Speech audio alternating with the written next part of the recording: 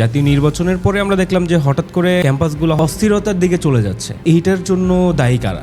সর্বপ্রথম অনৈক্য সূচিত হয়েছিল এই যে যারা ছাত্রদের নেতৃত্ব দিল বা সমন্বয়ক ছিল, এই আন্দোলনকারীদের একটি অংশ যখন সরকারে গেল, ওনার যদি সৎ সাহস থাকে আরেকবার ডাকসু নির্বাচনে দাঁড়াক, তারা ঢাকা সিটি কর্পোরেশনের ভোট দিবে, তারা ঢাকা বিশ্ববিদ্যালয়ের যারা শিক্ষার্থীরা তাকে ভোট দিয়েছে তাদের অপমান করবে, কেননা তার জামানত থাকবে না সে সিটি কর্পোরেশন নির্বাচনে যায়। বর্তমান ছাত্রদল, আগের নিষিদ্ধ ছাত্রলীগ, এদের কর্মকাণ্ডকেও ছাপিয়ে উঠবে একটা সময় গিয়ে। আপনি আসলে এই বক্তব্যগুলো সম্পর্কে কি বলবেন? ওনার সাথে হচ্ছে যে এসএসএফ বা ওনার নিরাপত্তা বাহিনীর এরকম আচরণ, আর আপনার সাথে আমরা প্রাইম মিনিস্টারের একটা ডিফারেন্ট একটা অ্যাটিটিউড দেখলাম। ওটা হেজিটেশন লাগতেছে কেন তো বলতে?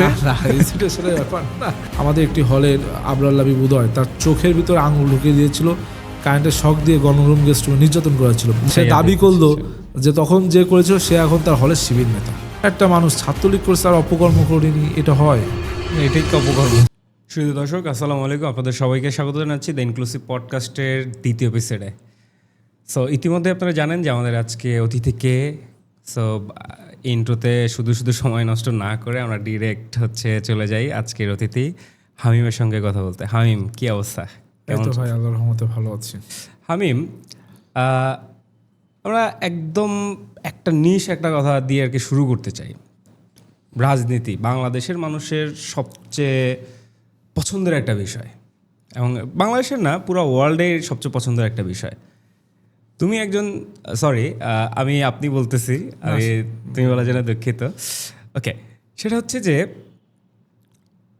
আমরা সবাই বলি যে মানুষ রাজনীতিক জীব, সেই আমাদের কি বলে পূর্বপুরুষ থেকে চলে আসতেছে। তোমার এতদিনের জার্নিতে আমাদেরকে কি একটু বলতে পারবা যে আসলে রাজনীতিটা কি? আমার কাছে দেখেন, আমি যেভাবে ছাত্রদলে আসলাম, আগে সেই গল্প দিয়ে শুরু করি। সেটা হচ্ছে আমি তখন খুব ছোট, ক্লাস 2 বা 3-তে পড়ি। তো আমি দেখতাম যে আমার পরিবারের প্রতি অনেক মানুষের ভালোবাসা রয়েছে, এবং অনেক মানুষ আমার পরিবারের মানুষের কাছে আসছে, বিভিন্ন সহযোগিতা চাচ্ছে এবং সহযোগিতা পাচ্ছে, এবং এক ধরনের ভালোবাসা আমার পরিবারের প্রতি কাজ করছে। তখন আমি খুঁজে বের করলাম যে আমার চাচা, উনি তৎকালীন সময় কেন্দ্রীয় ছাত্রদলের সভাপতি ছিলেন, তখন 2001 সাল বা 2 সাল, এবং উনি 2001 থেকে 2008 পর্যন্ত ছাত্রদলের সেন্ট্রালের সেক্রেটারি ছিলেন, এরপর প্রেসিডেন্টের দায়িত্ব পালন করেছেন। তো তৎকালীন সময় কিন্তু আমি দেখেছি তার প্রতি একটি মানুষের ভালোবাসা বা এলাকায়। তখন উনি 2006 সালে যে নির্বাচন হয়েছিল, তখন এমপি নমিনেশন পেয়েছিল ছাত্রদলের প্রেসিডেন্ট থাকাকালীন। তখন থেকে আমার একটা চিন্তাভাবনা হলো, মানুষ কেন তাকে ভালোবাসে বা কী করলে মানুষের ভালোবাসা পাওয়া যায়। তখন আমি সকলকে জিজ্ঞেস করলাম কীভাবে ভালো ছাত্রনেতা হওয়া যায়। তো আমার পরিবারের সবাই বলেছিল যে তুমি ঢাকা বিশ্ববিদ্যালয়ে চান্স পাও, ভালোভাবে লেখাপড়া করে তুমি ভালো ছাত্রনেতা হতে পারো। তখন থেকে কিন্তু আমি প্রায় ক্লাস 2-3 থেকে আমার স্বপ্ন দেখাম যে আমি ঢাকা বিশ্ববিদ্যালয়ে পড়বো, ছাত্র রাজনীতি করবো। রাইট। এইভাবে কিন্তু আমার রাজনীতির প্রতি ভালোবাসা জন্ম হলো, যে মানুষের ভালোবাসা ইকুয়াল টু রাজনীতি। পরবর্তীতে আমি যখন ক্লাস 5-6-এ পড়ি, নিজেকে দমিয়ে রাখতে পারলাম না। তৎকালীন সময় আমি ছাত্রদলের রাজনীতি ক্লাস 5-6 থেকে, এবং তখন আমি খুলনা মহানগর ছাত্রদল বা জেলা ছাত্রদলের বিভিন্ন কর্মসূচিতে অংশগ্রহণ করা শুরু করলাম। এবং পরবর্তীতে আমি যখন খুলনা সিটি কলেজে ভর্তি হলাম এসএসসি পাস করে, তখনও কিন্তু আমি রেগুলার রাজনৈতিক কর্মসূচি করছি। পরবর্তীতে আমি যখন ঢাকা বিশ্ববিদ্যালয়ে চান্স পেলাম, তার আগেই আমি খুলনা মহানগর ছাত্রদলের সাহিত্য প্রকাশনা সম্পাদকের দায়িত্ব পালন করি। কত সালের কথা? এটা 2016 সাল, 17 সাল। তখন কোন ক্লাসে ছিলেন আপনি? Inter first year. ওকে, মহানগরের দায়িত্বে ছিলেন। মহানগর ছাত্রদলের সাহিত্য প্রকাশনা সম্পাদক। পরবর্তীতে আমার যখন ঢাকা বিশ্ববিদ্যালয়ে ভর্তি পরীক্ষা, তার 34-35 দিন আগে অথবা 24-25 দিন আগে নিরাপদ সড়ক আন্দোলন শুরু হলো, এবং আমি তখন ভার্সিটির অ্যাডমিশন কোচিং করছি। অ্যাডমিশন কোচিং থেকে পালিয়ে খুলনায় যে নিরাপদ সড়ক আন্দোলন, সেটাকে সংগঠিত করার চেষ্টা করলাম স্কুলের ছেলেদের নিয়ে, কলেজের ছেলেদের নিয়ে। ওই দিন রাতেই কিন্তু আমার বাড়িতে আপনার তৎকালীন সময় একটি র্যাব পুলিশের সমন্বয় একটি যৌথ বাহিনী, তারা কিন্তু আমার বাড়ি আক্রমণ চালায় আমাকে অ্যারেস্টের জন্য, এবং সেই রাতে কিন্তু আমি পালিয়ে ঢাকায় চলে আসি। পরবর্তীতে আমি দেখলাম তার একদিন পরে যে খুলনা শহরে 13 জনের নামে মামলা হয়েছে, তার ভিতর 12 জন খুলনা বিশ্ববিদ্যালয় শিক্ষার্থী, একমাত্র কলেজ শিক্ষার্থী আমি, যার নামে মামলা হয়েছে। পরবর্তীতে আমি তো তখন একটা অত সাগরে পড়েছি ঢাকায় এসে, ভর্তি পরীক্ষা। এরপর যা হোক আল্লাহর রহমতে চান্স পেলাম। আমাদের সময় ডি ইউনিটে, আমার টার্গেটই ছিল ডি ইউনিটে, যদিও আমি সায়েন্সের ছাত্র, কিন্তু আমি প্রিপারেশন নিয়েছিলাম ডি ইউনিটের জন্য। আমার পরিবারের সবার বাধা অতিক্রম করে সবাই রাজনীতি ইজি, আমার বিশ্বাস ছিল ডি ইউনিটে আমি চান্স পাবো, আমি বাংলায় খুব ভালো ছিলাম। তো আমার পরিবারের আমার মা চেয়েছিল যে আমি ডাক্তার হই, আমার আব্বা চেয়েছিল আমি ইঞ্জিনিয়ার হই, কিন্তু আমি কারো কথা না শুনে একরকম চ্যালেঞ্জের মুখে কিন্তু নিজেই ডিসাইড করলাম যে না, আমি ডিউনের জন্য প্রিপারেড হব। পরবর্তীতে আমি পরীক্ষা দিয়ে রেজাল্ট বের হলো, দেখলাম আমি 2900 প্লেস করেছি, কিন্তু সিট ছিল তখন 1200 সামথিং। যা হোক, পরে একটা চিন্তা পড়ে গেলাম, তখন দেখলাম আমার প্রশ্ন ফাঁস হয়েছে, ভর্তি পরীক্ষা ক্যান্সেল। এরপরে আমি যখন পরীক্ষা দিলাম তখন আমি 1000-এর মতন প্লেস করছি, তো তখন তো আমার চান্স হয়ে গেল। তো এইভাবে কিন্তু আমার, এবং বিশ্ববিদ্যালয়ের প্রথম দিন থেকে আমি ছাত্র রাজনীতির সাথে জড়িয়ে পড়লাম। তো আমার কাছে রাজনীতি হচ্ছে মানুষের ভালোবাসা, এবং মানুষ যে বিভিন্ন কাজের জন্য, সহযোগিতার জন্য রাজনীতিবিদদের কাছে আসে, সেখান থেকে কিন্তু আমার এক ধরনের অনুপ্রেরণা। এইভাবে কিন্তু আমি ছোটোবেলা থেকে রাজনীতির সাথে জড়িয়ে পড়া। একদম বুঝলাম, মানে রাজনীতির সাথে জড়ায় গেছি, রাইট? এই আসলে যদি আপনি বললেন যে বাংলায় ভালো বা শাব্দিক জায়গা থেকে অনেক আন্ডারস্ট্যান্ডিং জানাশোনা আছে, বাট এই যে রাজনীতিটা, মানে রাজনীতি, রাজার নীতি যেটাকে আমরা বলি, মানে এইটা আসলে কি? মানে আমরা আসলে এটা খুঁজে পাই নাই আসলে। যেমন আমি যদি বলি চাকরি মানে কি? একটা নির্দিষ্ট সময় আমি অফিস যাব, আমার একটা নির্দিষ্ট স্যালারি থাকবে, আমার এই ডিউটিস থাকবে, দেন আমার অফিস ছুটি হবে, বা সাপ্তাহিক এই সময় আমার উইকেন্ড থাকতেছে, এই সময় আমার সরকারি ছুটি থাকতেছে, বা একটা বাইন্ডিংসের মধ্যে দিয়ে যাচ্ছে। সো এত বড় একটা জিনিস রাজনীতি, এইটার আসলে সংজ্ঞায়িতটা কিভাবে হচ্ছে আপনার কাছে? আপনার কথা যেটা বুঝলাম সেটা হচ্ছে আপনি এক ধরনের প্রশ্ন ডিটেক্ট করতে চান যে রাজনীতি পেশা কিনা, টাইপ অফ, কারণ চাকরি তো একটা পেশা একটা, মানে আমি জাস্ট একটা বললাম যে পেশা, মানে শাব্দিক জায়গা থেকে যে চাকরি, এটা তো রাজনীতিটা কি আসলে? বাংলাদেশের মানুষের কাছে কিন্তু রাজনীতি একটা পেশা। আমি বলি, আপনার বিশ্বে আপনি যদি বিভিন্ন জায়গায় দেখেন আমাদের যারা মেম্বার অফ পার্লামেন্ট, তারা কিন্তু মাসে প্রায় 1,78,000 টাকার মতো স্যালারি পায়। সুতরাং এটা তাদের পেশা বলে কিন্তু তারা পাচ্ছে। সুতরাং রাজনীতি কিন্তু আপনি যদি শাব্দিক অর্থ বলেন এক ধরনের পেশাই। আমার অনেক পরিচিত রাজনীতিবিদ আছে যারা ভিসা করতে দিচ্ছে, সেখানে ভিসায় লিখছে যে আপনার অকুপেশন কি, তারা লিখছে যে পলিটিক্স। হ্যাঁ, এটা তো আমরা এই যে হলফনামায়ও দেখেছে না, পলিটিক্স। তো আপনার রাজনীতিটা আমার মনে হয়েছে বাংলাদেশের প্রেক্ষাপটে বা সামগ্রিক বিশ্বের প্রেক্ষাপটে, যে আপনার রাজনীতি, বা আমি যদি ছাত্র রাজনীতির কথা বলি, ছাত্র রাজনীতি বলে কিন্তু কিছু ছিল না। ছাত্র আন্দোলন থেকে ছাত্র রাজনীতি, যেটা আমরা বলি স্টুডেন্টস মুভমেন্ট থেকে। তো আমার মনে হয়েছে এই রাজনীতিটা হলো একটি মুভমেন্ট, এক ধরনের মুভমেন্ট হলো পলিটিক্স, যেখান থেকে পলিটিক্সের উৎপত্তি হয়েছে, এবং এর পরবর্তীতে পলিটিক্সের উপরই মানুষ নির্ভর হয়ে পড়েছে। কেননা আপনি দেখুন যে আমরা বলি মানুষ সামাজিক জীব, আবার আমরা যদি একজন মানুষ, কোন পলিটিক্স তো অ্যাবাউট ইডিওলজি, আপনার সাথে একটি ইডিওলজির মিল থাকতে পারে, অমিল থাকতে পারে। আপনি দূর থেকে একটা ইডিওলজিকে সমর্থন করতে পারেন, নাও করতে পারেন, প্রত্যাখ্যানও করতে পারেন, ইটস আপ টু ইউ। কিন্তু আমরা কিন্তু সামাজিকভাবে আমরা বিবেচনা করি না। আমরা যেমন বলি কে হিন্দু কে মুসলিম, এরকম রাজনৈতিক বিভিন্ন মতাদর্শও কিন্তু আমরা ডিটেক্ট করি যে অমুকে অমুক আদর্শের, তো অমুকে তমুক আদর্শের নয়। শুধু আমার কাছে মনে হয়েছে যে পলিটিক্সটার এক ধরনের আদর্শের উপর নির্ভর করে। ওকে, আমরা যে আদর্শর জায়গায় চলে আসলাম, যে পলিটিক্স মানে যে এখানে একটা আদর্শগত জায়গা থাকবে, যে একটা আদর্শ এস্টাবলিশমেন্টের জায়গা থেকে, যেমন হচ্ছে যে বাংলাদেশের যতগুলো রাজনৈতিক দল আছে প্রত্যেকেরই পার্টিকুলার আদর্শ আছে, হয়তো কারোর সাথে সিঙ্ক করতেছে, পার্শিয়াল মিলে যাচ্ছে। তো এর মধ্যে বাংলাদেশ জাতীয়তাবাদী দল বিএনপির হচ্ছে যে আদর্শটা হচ্ছে যে বাংলাদেশের জাতীয়তাবাদ। তো আমাকে কি এই বিষয়টা আমাকে বলতে হচ্ছে যে আমরা বলতেছি মুখে বাংলাদেশের জাতীয়তাবাদ, আবার দেখা যাচ্ছে জামাত ইসলাম বলতেছে ইসলামী জাতীয়তাবাদ, বা হচ্ছে যে ব্রাদারহুডের একটা ব্যাপার তারা নিয়ে আসতেছে, এরকম অন্যান্য দল হচ্ছে তাদের মতো করে নিয়ে আসতেছে। আমাকে একটু কি এটা কি এলাবোরেট করে বলতে পারবেন আপনি যে আসলে বাংলাদেশি জাতীয়তাবাদ এইটা আসলে কি? দেখুন, আপনি আমাদের স্বাধীনতা পরবর্তী সময়ে বাংলাদেশে কিন্তু আইডেন্টিটি নিয়ে এক বিশাল সংকটের ভিতর বাংলাদেশের মানুষ পড়ল।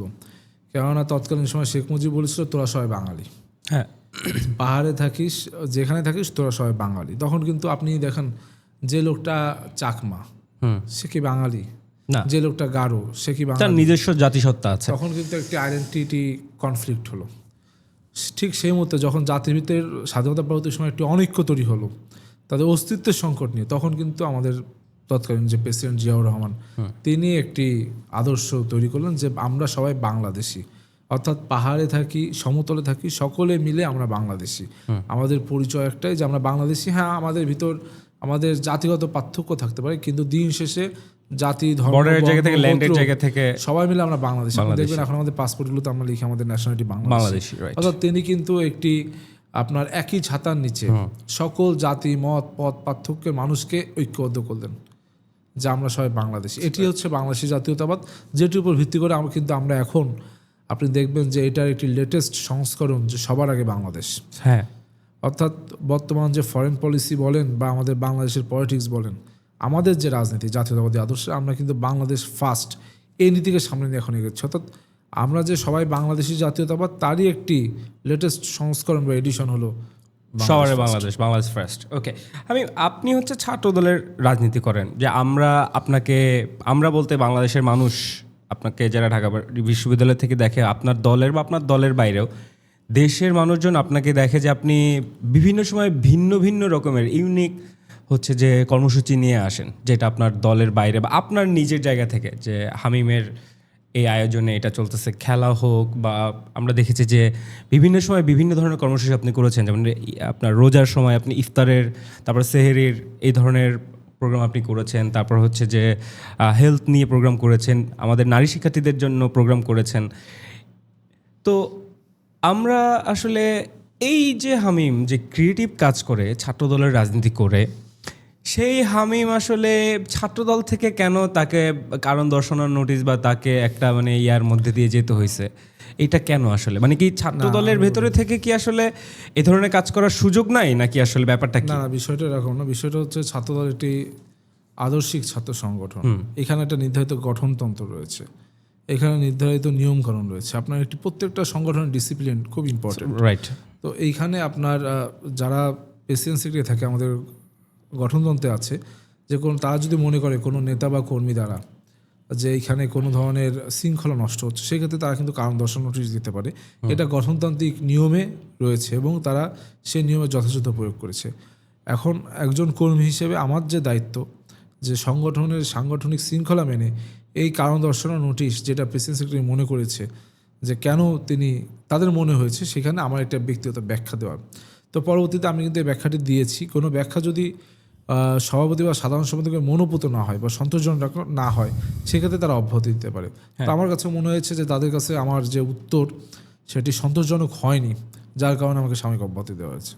এইটার সাথে কিন্তু কাজ করার, অনুৎসাহিত করা বা অনাগ্রহের কোনো বিষয় নেই। কারণ আপনি দেখেছেন আমি বিভিন্ন ধরনের কর্মসূচি করেছি, সেখানে ছাত্রদলের বর্তমান যে সভাপতি রাকিব ভাই, সাংগঠনিক সম্পাদক আমান ভাই সহ বিশ্ববিদ্যালয়ের সকল নেতৃবৃন্দ সেখানে এসেছে।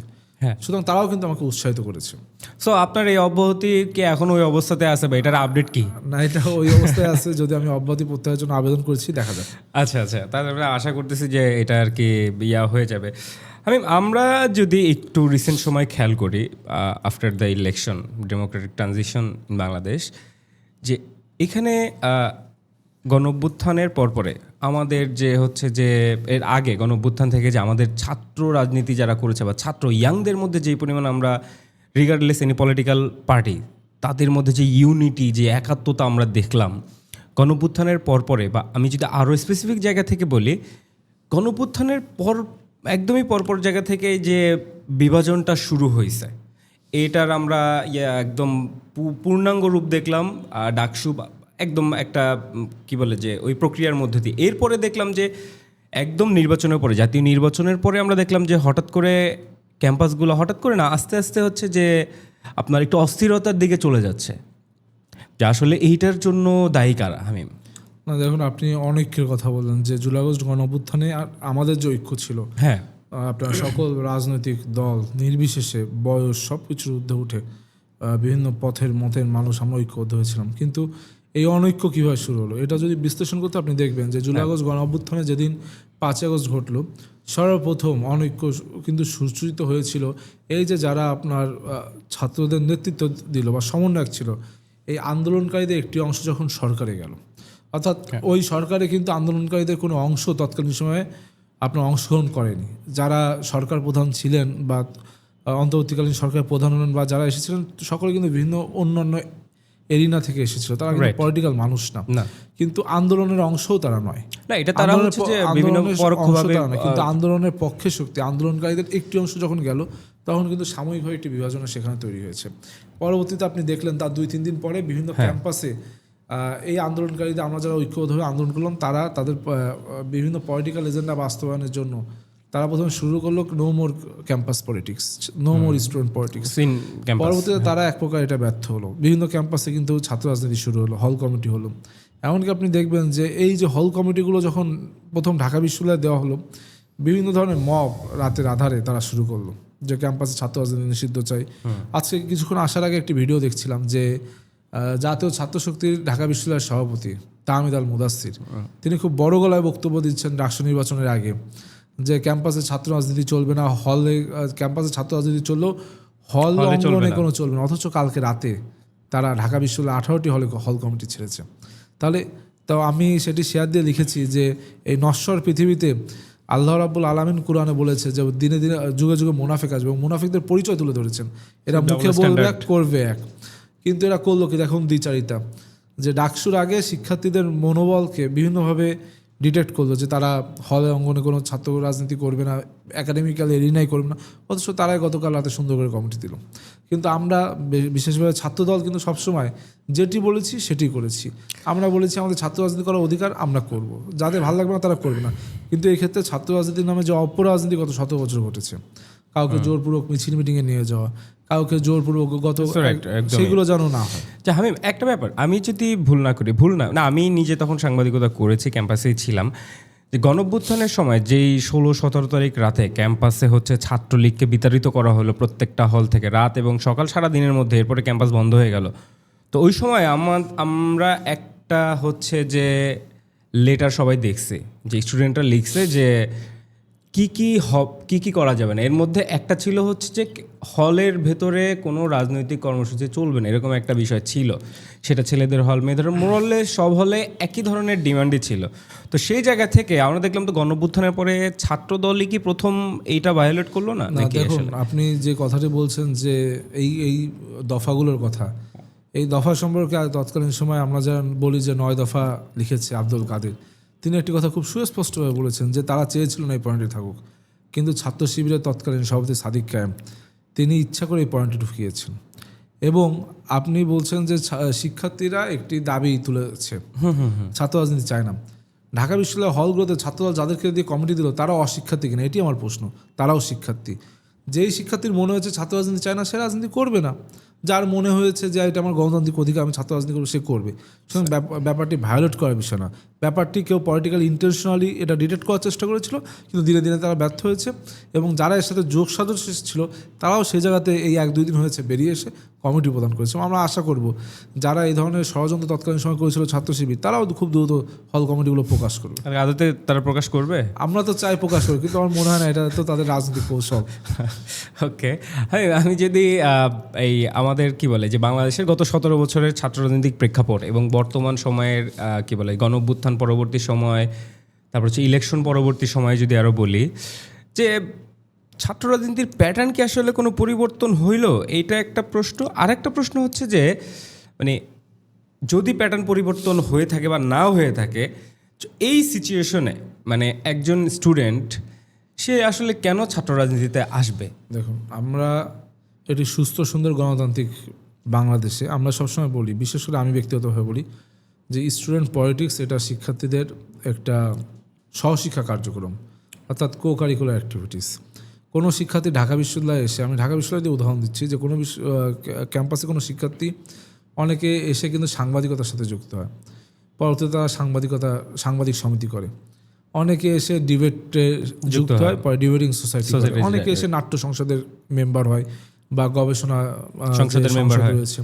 এগুলো যেমন কো কারিকুলার অ্যাক্টিভিটিস। কেউ যদি মনে করে যে না, একটি ছাত্র সংগঠন আদর্শ আমার ভালো লাগছে, এইখানে আমি আমার পার্সোনাল অ্যাবিলিটি স্কিলকে বৃদ্ধি করবো, ডেভেলপ করবো, নেটওয়ার্কিং বাড়াবো, এই জন্য সেই ছাত্র সংগঠনকে বেছে নেই, সেই ক্ষেত্রে কিন্তু সে তার কো কারিকুলার সহশিক্ষা কার্যক্রমের অংশ হিসেবে ছাত্র রাজনীতিতে যুক্ত হতে পারে।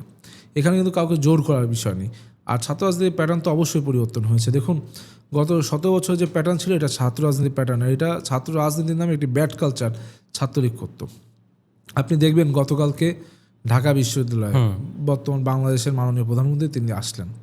আপনি কিন্তু কোথাও হাজার গবেষণা বিশ্লেষণ, হাজার মানে খুঁজেও কোনো রিপোর্ট পাবেন না যে কোনো শিক্ষার্থীকে জোরপূর্বক সারা রাত্রি জাগিয়ে অত্যাচার নির্যাতন করে সকালবেলা জোর করে প্রধানমন্ত্রীকে বরণ করে নেওয়ার জন্য রাস্তার পাশে দাঁড় করানো হয়েছে।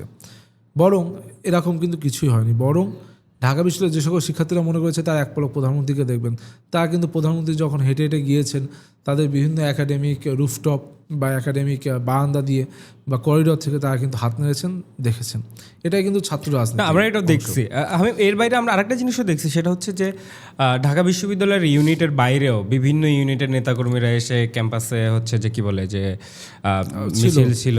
এখন আমি বলি, আপনার দেখুন ঢাকা বিশ্ববিদ্যালয় এমন একটি জায়গা, এটি বাংলাদেশের বাইরে না, বরং বাংলাদেশকে নেতৃত্ব দেয় ঢাকা বিশ্ববিদ্যালয়। আপনি দেখবেন সকল ছাত্র সংগঠনের যখন কমিটি গঠন হয় ঢাকা বিশ্ববিদ্যালয় কেন্দ্র করে, আপনি যদি আজকে জাতীয় ছাত্র শক্তি কমিটি দেখেন, আপনার মনে আছে কি না, তারা একসময় একটি ছাত্র সংগঠনের মানে প্রকাশ করেছিল, সেই প্রকাশকে কেন্দ্র করে ব্যাপক এই 5ই আগস্টের পর কিন্তু প্রথম গ্যাঞ্জাম ক্যাম্পাসে অস্থিতিশীলতা রাজনীতি, ছাত্র রাজনীতি নামে এটি কিন্তু শুরু করেছিল এনসিপির যারা ভেঙে এখন আবার এই যে ছাত্র শক্তি হলো, তারাই কিন্তু প্রথম আগের নামে তারা ফিরে গেছে। আপনি দেখুন যে ছাত্র দলে অনেক নেতাকর্মী আসে বাইরে থেকে, কারণ বাংলাদেশের প্রধানমন্ত্রী এর সাথে অনেক বিষয় জড়িত। তিনি যখন আসলেন বা নেতাকর্মী আসলো, কারো দ্বারা কিন্তু কোনো ধরনের উচ্ছৃঙ্খলতা, বরং সকলে শৃঙ্খলবদ্ধভাবে দুই পাশে দাঁড়িয়েছে, তা প্রধানমন্ত্রীকে অভিবাদন জানিয়েছে। কোনো ধরনের এখানে বিশৃঙ্খলা কিন্তু আপনারা দেখেননি, বা কোনো শিক্ষার্থী ঢাকা বিশ্ববিদ্যালয়ের কোনো শিক্ষার্থী তাদের দ্বারা কোনো ধরনের সমস্যার শিকার হয়েছে এমনটি কিন্তু আপনারা দেখেননি। সুতরাং ঢাকা বিশ্ববিদ্যালয় যেহেতু বাংলাদেশের নেতৃত্ব দেয়, এটা বাংলাদেশের একটি এমন একটি কেন্দ্রে অবস্থিত, সারা বাংলাদেশ এখান থেকে পরিচালিত হয়। সুতরাং এর প্রতি কিন্তু একটি মানুষের ভালোবাসা, দায়বদ্ধতা বা আগ্রহ থাকে। না, এটা একদমই আপনি যে জায়গাটা পয়েন্ট আউট করেছেন, এটা আমি একটা বিষয় যদি আমরা দেখি, যেটা হচ্ছে যে আপনি ছাত্রদল করেন, ছাত্রদলের রাজনীতি বা আমি যদি ছাত্র সংগঠনগুলোর রাজনীতির জায়গায় দেখি, তাদের আসলে মূল কাজটা কি? সেটা কি হচ্ছে তার মাদার পার্টি বা সে যেসব পার্টির সাথে অ্যালাইন থেকে সেই পার্টির পারপাস সার্ভ করা, নাকি হচ্ছে যে স্টুডেন্টদের পারপাস সার্ভ করা? আপনার ছাত্র আন্দোলন থেকে ছাত্র রাজনীতির উৎপত্তি, অর্থাৎ শিক্ষার্থীদের দাবি দেওয়া নিয়ে যে আন্দোলন, সেটি পরবর্তীতে রাজনীতিতে পর্যবসিত ছাত্র রাজনীতি টার্মটি এসেছে। আপনি বা কোনো ডিকশনারিতে খুঁজে কিন্তু ছাত্র রাজনীতির নামে কোনো শব্দ পাবেন না। কিন্তু এই যে ছাত্র রাজনীতি, সুতরাং এটা কিন্তু শিক্ষার্থীদের সাথে ওতপ্রোতভাবে জড়িত। কিন্তু আমরা দেখেছি গত 17 বছর বা এরশাদের সময় বিভিন্ন সময় ছাত্র রাজনীতিকে সবসময় আপনার বিভিন্ন যারা রাজনৈতিক দলগুলো রয়েছে তারা হাতিয়ার হিসেবে ব্যবহার করে বা শিল্ড হিসেবে। কিন্তু আমরা দেখেছি যারা এই ছাত্র রাজনীতি বা ছাত্র সংগঠনগুলোকে শিল্ড হিসেবে ব্যবহারের অপচেষ্টা করেছে, তারাই কিন্তু ব্যর্থতায় পর্যবসিত হয়েছে। কিন্তু এইখানে কিন্তু আপনি দেখবেন যে আমাদের ছাত্র দলে আমাদের কিন্তু যে ভূমিকা, 90 স্বৈরাচার বিরোধী আন্দোলনের যেমন ভূমিকা, 2007-8 সালে 1/11 আন্দোলনের যে ভূমিকা, অথবা এই যে আপনার এতগুলো অবৈধ নির্বাচন, ডামি নির্বাচন হয়ে গেল, রাতের ভোটের নির্বাচন হলো, সবগুলোতে কিন্তু আমাদের ভূমিকা ছিল। এবং আপনি দেখবেন যে এখনও কিন্তু বিভিন্ন বিষয়ে সরকার যদি কোনো কিছু আপনার ট্যাকেল করতে হয়, তারা কিন্তু আমাদেরকে ডাকে না বা আমাদেরকে ব্যবহার করে না। বরং আমাদের দলের যিনি সাংগঠনিক অভিভাবক ছাত্র দলের, তিনি কিন্তু বলেছেন সংগঠন আলাদা, সরকার আলাদা। সরকার সরকারের মতনভাবে চলবে, কারণ এই সরকার হলো দেশের সকল মানুষের হক সেখানে রয়েছে, সকল মানুষের দায়বদ্ধতা সেখানে রয়েছে। সংগঠন ভিন্নভাবে চলবে। সুতরাং আমরা দেখেছি যে ছাত্র রাজনীতির নামে যে অপরাজনীতি গত 17 বছর বা বিভিন্ন সময় চলেছে, এইগুলো হচ্ছে ছাত্র সংগঠনগুলোকে শিল্ড হিসেবে ব্যবহারের জন্য। কিন্তু আমরা কিন্তু দেখছি যে আমাদের ছাত্র সংগঠন অ্যাটলিস্ট এটা নেই। ওকে হামিম, আমরা আপনাকে দেখেছি, আপনার লাইফের সবচেয়ে বেশি এক্সপোজারটা বাংলাদেশের মানুষ দেখছে হচ্ছে ডাকসু নির্বাচনের সময়, রাইট? আনফর্চুনেটলি ডাকসু নির্বাচনে আপনি জিততে পারেননি, বাট এর পরবর্তীতে আপনার জনপ্রিয়তা আমরা দেখেছি সোশ্যাল মিডিয়ার মাধ্যমে, এবং সেখানে কমেন্ট বা যেভাবে অ্যানালাইসিস করে দেখি, সেখানে আপনার প্রতি মানুষের অনেক বেশি ভালোবাসা, তাদের কি বলে যে তাদের চাওয়া প্রত্যাশা প্রাপ্তি পূরণ হয়নি, এই জন্য তারা অনেক স্যাড ছিল। তো আপনাদের প্যানেল থেকে ডাকসুর সেন্ট্রাল বডির প্রথম 3টা পোস্টের একটাও আসেনি আর কি। তো সেই জায়গা থেকে ডাকসু প্রায় শেষের দিকে এখন। আপনার কাছে, আপনার চোখে ডাকসুর এখন মানে এটার ডাকসুর মূল্যায়ন কি গত এই পুরোটা সময়? যে আপনার যে এটা আমি অনেক জায়গায় বলতে হয় বা বলছি যে আপনার ডাকসু দীর্ঘদিন পর ঢাকা বিশ্ববিদ্যালয় হয়েছে।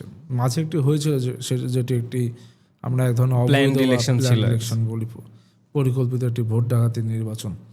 কিন্তু দীর্ঘ 90 দশকের পর কিন্তু এই যে প্রথম একটি ডাকসু হলো, যে ডাকসুকে কেন্দ্র করে সকলের এক ধরনের জল্পনা কল্পনা বা আগ্রহ ছিল। এবং যেহেতু জুলাই আগস্ট গণঅভ্যুত্থানের পর বাংলাদেশের প্রথম নির্বাচন, এই নির্বাচনকে কেন্দ্র করে কিন্তু বাংলাদেশের মানুষেরও চোখ ছিল যে এতদিন পর একটি নির্বাচন হচ্ছে, এটি কতটা ভালো হয়, স্বচ্ছ হয়, তার প্রতিবিম্ব বা প্রতিফলিত হবে ন্যাশনাল ইলেকশন, রাইট। আমিও কিন্তু ডাকসু আমার প্রত্যেক বক্তব্যে বলেছি যে এটি জাতির দর্পণ হিসেবে দেখছে, গণতন্ত্র পুনঃপ্রতিষ্ঠার দর্পণ হিসেবে। এক্স্যাক্টলি। শুধু কিন্তু আমরা দেখেছি যে এই ডাকসু নির্বাচনকে কেন্দ্র করে বিভিন্ন নির্বাচনী প্রক্রিয়া নিয়ে কিন্তু আমাদের মনেও বিভিন্ন প্রশ্ন সন্দেহ যেমন তৈরি হয়েছে, এবং এই প্রশ্ন সন্দেহগুলো পরবর্তীতে প্রমাণিত হয়েছে যে কোনোটা ডাকসু ব্যালটের ক্ষেত্রে অস্বচ্ছতা বা বিভিন্নভাবে আপনার টেম্পটেড করা নির্বাচনকে প্রভাবিত, সেটি এক সাইডে। কিন্তু আরেকটি বিষয় হলো ডাকসু কতটা সফল, ডাকসু নেতৃবৃন্দ কতটা সফল। আমরা যদি দেখি যে আজ থেকে 7 মাস আগে, 7-8 মাস পার হচ্ছে, ঢাকা বিশ্ববিদ্যালয়ে নিরাপদ পানির সংকট ছিল, বিশুদ্ধ পানির সংকট ছিল। আজও বিশুদ্ধ পানির সংকট। গতকালকে দেখলাম কুয়েত মৈত্রী হল, সেখানে কিন্তু নিরাপদ পানির সংকটে 300-র অধিক শিক্ষার্থী তারা কিন্তু অসুস্থ অবস্থায় শয্যাশয়ী। আমাদের বিশুদ্ধ খাবারের সংকট ছিল, নিরাপদ খাদ্য সংকট ছিল, সেটা এখনও আছে। আমাদের হলের যে আবাসন সংকট, সেটি এখনও আছে। আমি বলবো না যেগুলো রাতারাতি পরিবর্তন হবে, কিন্তু এইগুলো পরিবর্তন বা সংকট মোকাবেলায় কোনো ধরনের ইনিশিয়েটিভ কিন্তু আমরা দেখিনি। বরং আমরা দেখেছি ডাকসু যে কাজ করেনি তা নয়, আমি বলবো যে আমরা দেখেছি আমাদের কেন্দ্রীয় একটি জামে মসজিদ আছে, ঢাকা বিশ্ববিদ্যালয় কেন্দ্রীয় মসজিদ। এই মসজিদে তারা এসি লাগিয়েছে, ভিতরে সংস্কার করেছে। আমাদের ডাকসু ভবন আছে, সেই ভবনে আগে ফ্যান ছিল, তারা এসি লাগিয়েছে। এখন এই জিনিস দুইটা কিন্তু আমাদের ছিল, ডাকসু ভবনও ছিল, মসজিদও ছিল। মসজিদে আগে একটু মান্ধাতা পুরানো আমলের ছিল, ফ্যান ছিল, সেটিকে তারা নতুন করে সংস্করণ করে এসি লাগিয়েছে। অর্থাৎ এটা হলো আমার লাক্সারি। ডাকসু ভবনও ছিল, আমি ফ্যান বন্ধ করে এসি লাগিয়েছি, এটা আমার লাক্সারি। কিন্তু মেয়েদের হলগুলোতে ফ্যানের ব্যবস্থা ছিল না, এখন অনেক মেয়েদের হলে ফ্যান নেই। এইগুলো কিন্তু আমার নেসেসিটি। প্রত্যেক হলে আমার বিশুদ্ধ পানির সংকট, নিরাপদ খাদ্য সংকট, আবাসনের সংকট, এগুলো কিন্তু আমার নেসেসিটি। একজন ঢাকা বিশ্ববিদ্যালয়ের প্রথম বর্ষের শিক্ষার্থী বাংলাদেশের বিভিন্ন প্রান্তিক অঞ্চল থেকে এসে ঢাকা শহরে এতিম মিসকিনের মতন ঘোরে, তার থাকার জায়গা নেই, কারণ সে শতভাগ আবাসন বিশ্ববিদ্যালয় আমাদের না। ঠিক একইভাবে আমাদের সংকট রয়েছে। তো এই সব নেসেসিটি বেসড কাজে কিন্তু তাদের প্রায়োরিটি দিতে আমরা দেখিনি, বরং আমরা দেখলাম বিভিন্ন লাক্সারিয়াস কাজ। সুতরাং এই জন্য আমার মনে হয়েছে যে শিক্ষার্থীরা যেই পরিকল্পনায় বা যেটিকে মাথায় রেখে ডাকসু নির্বাচনে স্বতঃস্ফূর্তভাবে ভোট দিতে এসেছিল, সেই পরিকল্পনা থেকে বা পরিকল্পনা কিন্তু বাস্তবায়ন হয়নি, এটা আমার মনে হয়েছে। আপনি 10-এ কত দিবেন বর্তমান ডাকসুতে? আমি আসলে কোনো মার্কই দিতে চাই না, বরং আমার মনে হয়েছে যে শিক্ষার্থীরা যারা দেখেছে, শিক্ষার্থীরা অনেকগুলো বিষয় বিবেচনা করবে। একটা ডাকসুর কি বলেছিল নির্বাচনের আগে, যাদেরকে আমরা জয়ী বলেছি তারা ইশতেহার কি ছিল, তারা কতটুকু করেছে, তারা কি বলেছিল যে ডাকসু নেতৃবৃন্দ কখনো কোনো মাদার পার্টির আপনার নেতৃত্ব দিবে না বা মাদার পার্টিকে প্রতিনিধিত্ব করবে না। কিন্তু তারা দেখেছে এই বিশ্ববিদ্যালয়ে 1 মাস এটি ভূমিকম্প হয়েছিল, 1 মাস বিশ্ববিদ্যালয়কে বন্ধ রেখে বাংলাদেশের বিভিন্ন পথে প্রান্তে তারা হেলিকপ্টার যোগে গিয়েছে। শিক্ষার্থীরা এগুলো দেখেছে। সুতরাং এটা আমি শিক্ষার্থীদের উপর ছেড়ে দেবো যে তারা কত মার্ক দেবে। জি, আমরা যদি একটু দেখি যে বর্তমান ডাকসু ভিপি জনাব সাদিক কায়েম গত 2-1 দিন আগে হয়তো বিয়ে করলেন উনি কিন্তু ঘোষণা দিয়েছেন, বা ওনার পার্টি জামাত ইসলাম থেকে, ওনার পার্টি না, মানে উনি ছাত্র শিবিরের, বাট জামাত ইসলাম তাকে হচ্ছে যে ঢাকা দক্ষিণের মেয়র হিসাবে আর কি নির্বাচন করবে আর কি, এরকম একটা ঘোষণা দিয়েছে। তো আসলে আপনি কিভাবে দেখেন যে রানিং একটা পদে থেকে একটা ম্যান্ডেটেড স্টুডেন্টদের ম্যান্ডেট নিয়ে ডাকসুর ভিপি হওয়া, এরপরে হচ্ছে যে উনি মেয়র ইলেকশন করবে বা করার জন্য প্রিপারেশন তো নিচ্ছে, বা আপনি আসলে এই ডিসিশনটাকে কিভাবে দেখেন? না দেখুন, উনি মেয়র নির্বাচন করবে না এমপি নির্বাচন করবে, এটা ওনার ব্যক্তিগত বা পার্টির বিষয়। কিন্তু আমরা যে বিষয়টিকে দেখি, উনি বলেছেন যে ওনাকে নাকি সাধারণ মানুষ চাচ্ছে, ডাকসুর সফলতা দেখে এই জন্য তিনি নির্বাচনে অংশগ্রহণ করতে চান। কিন্তু আমি আজকে এই পডকাস্ট থেকে বলতে চাই যে ওনার যদি সৎ সাহস থাকে আরেকবার ডাকসু নির্বাচনে দাঁড়াক, উনি ওনার জনপ্রিয়তা কি এটা ঢাকা বিশ্ববিদ্যালয়ের আগে অঙ্গনে দেখুক, এরপর জাতীয় অঙ্গনে দেখতে হবে। নতুবা ওনার যে রেজাল্টটি হবে মেয়র নির্বাচনে দাঁড়ালে, এটা আমার মনে হবে বাংলাদেশের যারা ভোটার, যারা ঢাকা সিটি কর্পোরেশনের ভোট দিবে, তারা ঢাকা বিশ্ববিদ্যালয়ের যারা শিক্ষার্থীরা তাকে ভোট দিয়েছে তাদের অপমান করবে, কেননা তার জামানত থাকবে না এই যদি সে সিটি কর্পোরেশন নির্বাচনে যায়। তার আগে বরং তার জনপ্রিয়তা যাচাইয়ের জন্য ঢাকা বিশ্ববিদ্যালয়ে আরেকবার নির্বাচনে অংশগ্রহণ করা উচিত। আপনি বলতে যাচ্ছেন যে সিটি কর্পোরেশন ইলেকশন করলে সাদিক কায়েমের জামানত মনেই হয় না, কিন্তু সে দাবি করেছে যে বাংলাদেশের মানুষ তাকে চাচ্ছে, এই জন্য তার নাকি ডাকসুর অনেক সফলতা সে দাবি করেছে। এই জন্য তাকে চাচ্ছে।